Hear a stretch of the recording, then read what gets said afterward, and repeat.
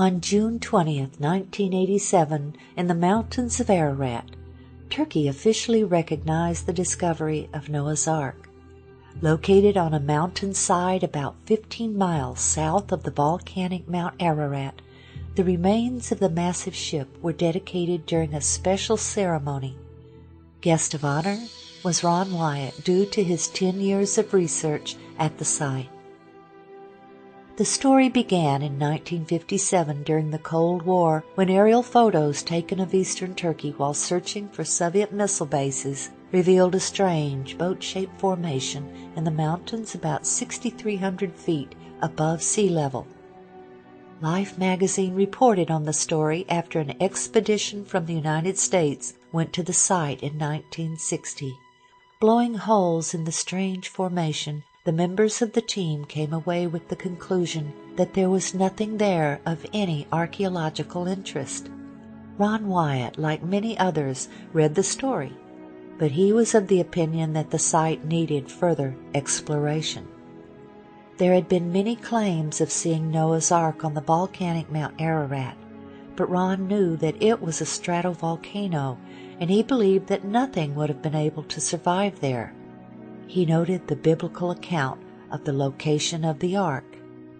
And the ark rested in the 7th month, on the 17th day of the month, upon the mountains of Ararat. Urartu, the biblical Ararat, was a large region in eastern Turkey. This location was certainly feasible. But the factor that captured his interest the most was the length given in the Life magazine story. 500 feet. Most people were looking for a 437-foot Noah's Ark based on the Hebrew cubit, but Ron again went to the Bible to learn more. And Moses was learned in all the wisdom of the Egyptians. Moses was the author of the Genesis account of the flood. He would have known the cubit of the Egyptians. The Hebrew cubit didn't come into existence until there was a Hebrew nation after Moses' death. The Encyclopedia Britannica stated, "The Egyptian cubit is generally recognized as having been the most ubiquitous or universal standard of linear measurement in the very ancient world. The royal cubit equals 20.62 inches. This would mean Noah's Ark was much longer than 437 feet. 17 years after the Life magazine article, Ron finally made the journey to Turkey. When he saw the boat-shaped object, he saw that it looked just like it did in 1960, and he knew he would need permission to excavate in order to learn anything about what was beneath the surface. So he returned home and enlisted a number of friends to help him pray for an earthquake to reveal more. In late 1978, he learned of an earthquake in eastern Turkey and returned in August of 1979. When he arrived, he was overwhelmed by what he saw. The earthquake had dropped the soil around the object, and a large crack extended the entire length. He could see what looked to him like the remains of decayed rib timbers along the now exposed sides. Also, he was able to measure the depth of the debris and measure the length. It was 515 feet, or exactly 300 Royal Egyptian cubits. He was now convinced. He carefully combed the surface, looking for evidence that it was a shipwreck. He saw what he believed were petrified structures of an ancient ship whose deck had collapsed. He saw what looked like deck joists and deck support timbers. Of particular interest was the fact that the ship appeared to be impaled on a large outcropping of limestone.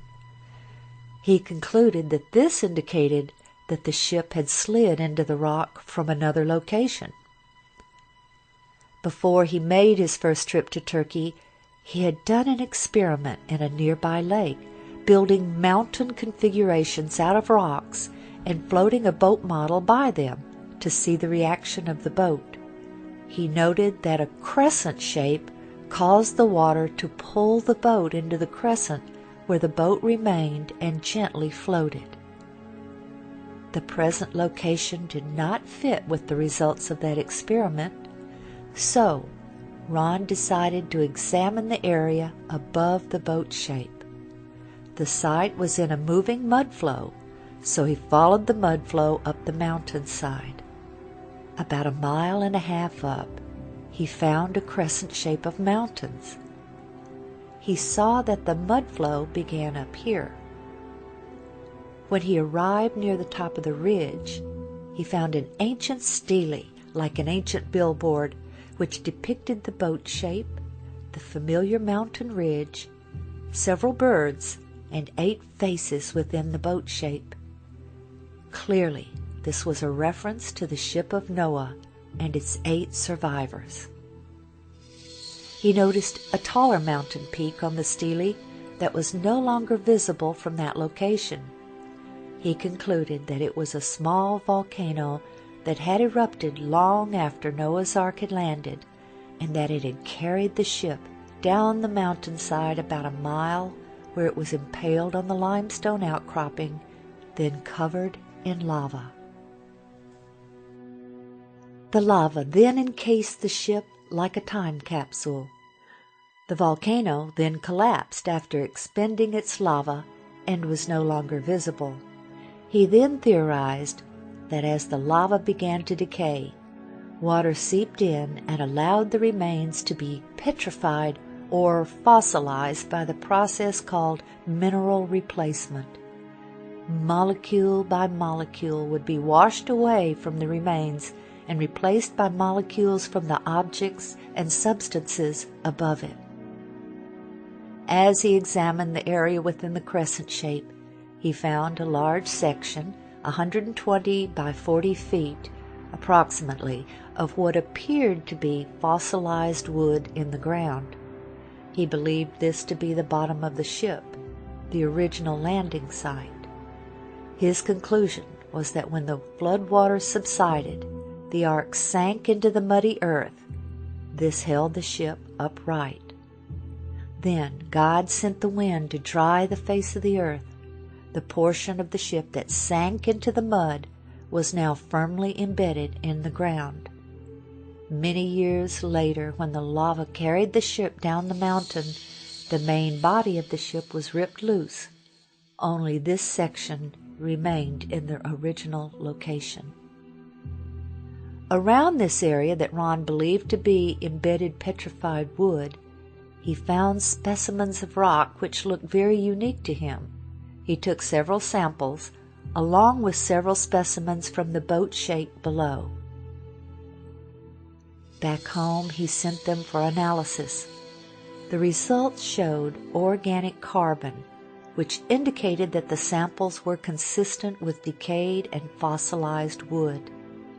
They also contained metals such as iron and aluminum. The analysis of the strange-looking rock Ron had found about 1.5 miles above the site by the bottom of the ship was clearly the most exciting. His initial analysis had shown it to be metals and not rock. In 1984, Ron met and became friends with Colonel Jim Irwin, the former astronaut. Colonel Irwin was searching for Noah's Ark on Mount Ararat, but he was very gracious and was interested in seeing the boat-shaped site. Ron had brought a metal detector to the site to see if there was a pattern of metal readings. In the presence of Colonel Irwin and others on his team, Ron employed the detectors. He found distinct metal lines down the entire length of the object, while no metal readings were obtained just outside of it. Ron asked Colonel Irwin, who had impressive scientific community connections, if he could have the strange specimen tested. Colonel Irwin sent the specimen to Los Alamos National Labs, where geophysicist John Baumgartner performed the analysis.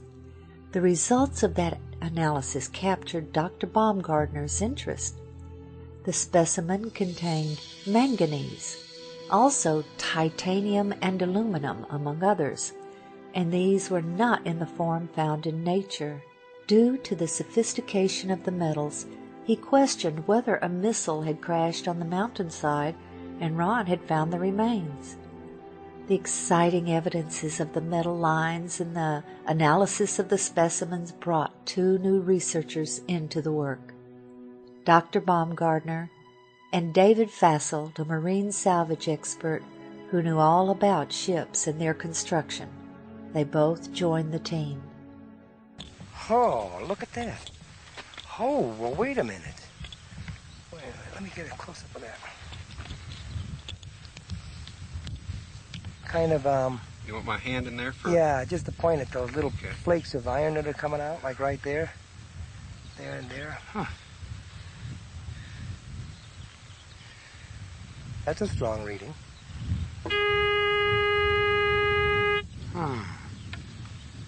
Well, I'd save those frames right there. Okay. Keep walking. Do you want a measuring tape to measure these things, how far apart they are?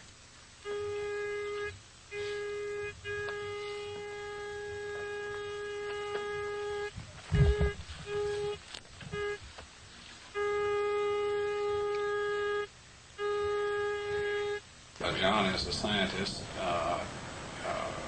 might I take the liberty here to ask you, do you really honestly believe that you have been on the remains of Noah's Ark? I have no doubt in my mind. This has to be a man-made structure. It's full of metal. The metal has a regular pattern to it, and the size of the thing and the shape of the thing is such that it's almost certainly a large boat. Dr. Baumgartner and Ron scanned the entire site with 3 different types of metal detectors. Placing rocks at each metal reading, they then attached tapes to show the lines. This exciting evidence also attracted the interest of ABC's 2020.